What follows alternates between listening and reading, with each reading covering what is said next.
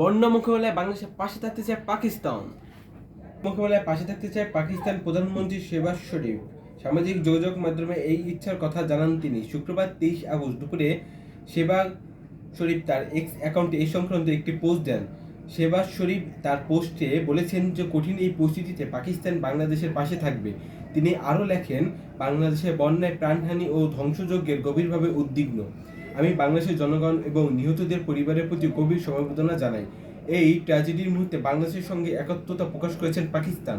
আমি আত্মবিশ্বাসী যে বাংলাদেশের সহনশীল জনগণ তাদের চারিত্রিক অধ্যবসায় ও দৃঢ়তা দিয়ে এই কঠিন সময়ের অতিক্রম করবে। একই দিন ঢাকাস্থ পাকিস্তানের হাইকমিশনার সৈয়দ আহমদ মারুফ বিএনপি মহাসচিব মির্জা ফখরুল ইসলাম আলমগীরের সঙ্গে সাক্ষাৎ করেছেন ঘণ্টাব্যাপী। এই বৈঠকের হয় গুলশানে বিএনপি চেয়ারপারসনের রাজনৈতিক কার্যালয়ে। এই সময় মির্জা ফখরুলের সঙ্গে উপস্থিত ছিলেন বিএনপি স্থায়ী কমিটি ও আন্তর্জাতিক সম্পর্ক বিষয়টি কমিটির সদস্যরা আমির খুসরু মাহবুব চৌধুরী এবং শামা ওবায়েদ। বৈঠকে দেশের সার্বিক পরিস্থিতি ছাড়াও উভয় দেশের স্বার্থ সংশ্লিষ্ট নানা বিষয় নিয়ে আলোচনা হয়েছে বলে ধারণা করা হচ্ছে।